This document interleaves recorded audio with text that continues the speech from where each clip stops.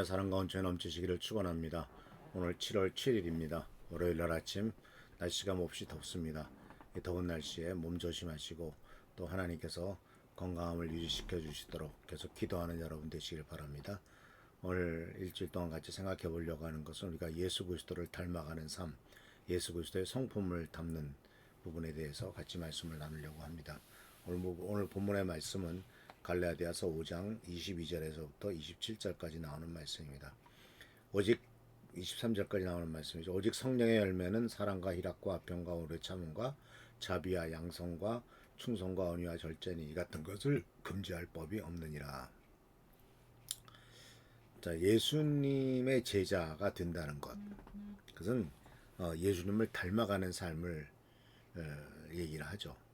그럼 닮았다라고 할 때 무엇 여러 가지로 다양하게 닮았다는 것에 대해서 정의를 내릴 수가 있겠습니다만은 성경 말씀 속에서 닮았다라고 하는 것은 어떤 외모나 또는 겉으로 드러난 것이 아니라 내적인 것을 말하고 있죠. 그래서 이 닮아간다라고 하는 것은 바로 성품의 변화를 나타냅니다.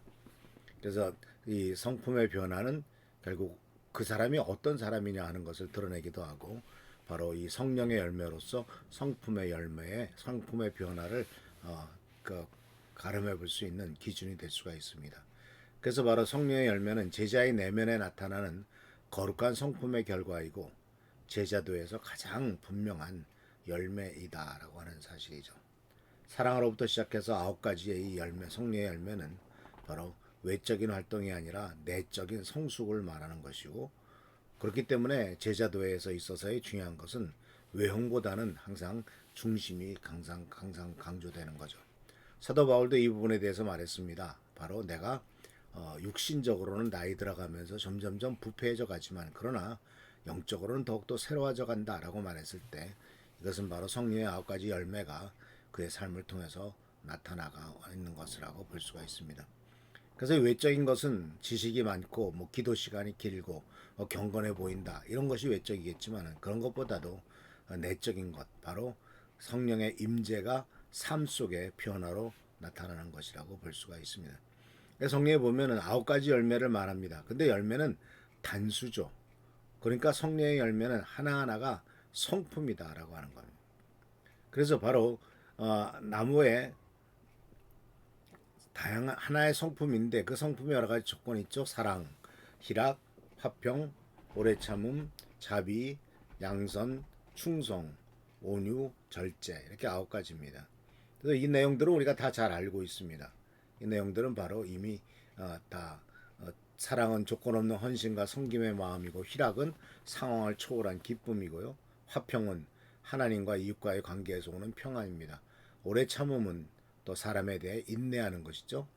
또 자비는 부드럽고 친절한 행동을 말하고 있고 마음을 말하고 있고 양선은 의롭고 선한 행동, 충성은 신실함, 믿을 수 있는 삶, 온유는 힘을 절제할 줄 아는 부드러움, 그리고 절제는 자기 통제력과 바로 욕망의 절제 이런 것들을 볼 수가 있습니다.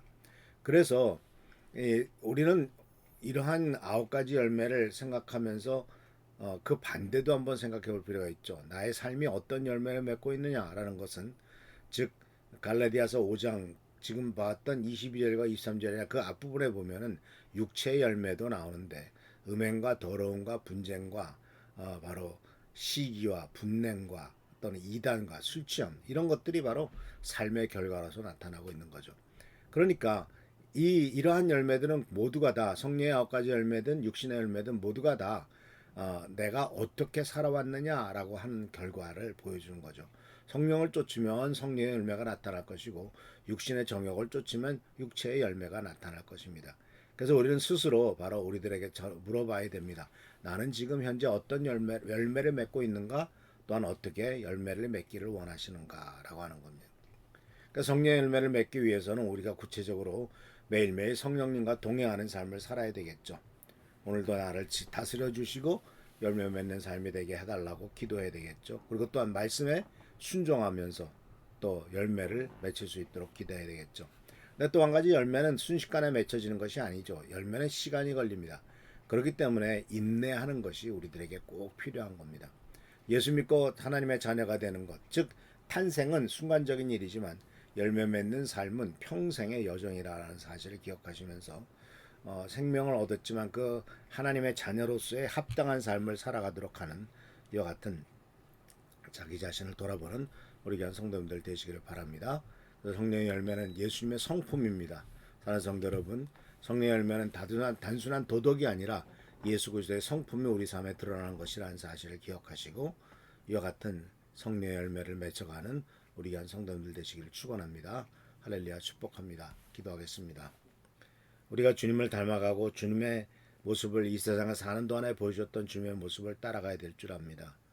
이와 같은 열매를 맺기 위해서 우리들은 성령의 여러 가지 열매를 통해서 예수 그리스도를 닮아가는 성품이 우리의 삶 속에 이루어지기를 원합니다. 주님 도와주시고 이 일을 감당할 수 있는 우리 모두가 되도록 축복과 능력으로 함께하여 주옵소서. 오늘도 도와주시고 보살펴 주시길 바라옵고 예수 그리스도의 이름으로 축복하며 간절히 기도하옵나이다. 아멘. 오늘도 주님의 은총과 은혜 가운데 승리하는 여러분 되시길 축원합니다. 할렐루야 축복합니다.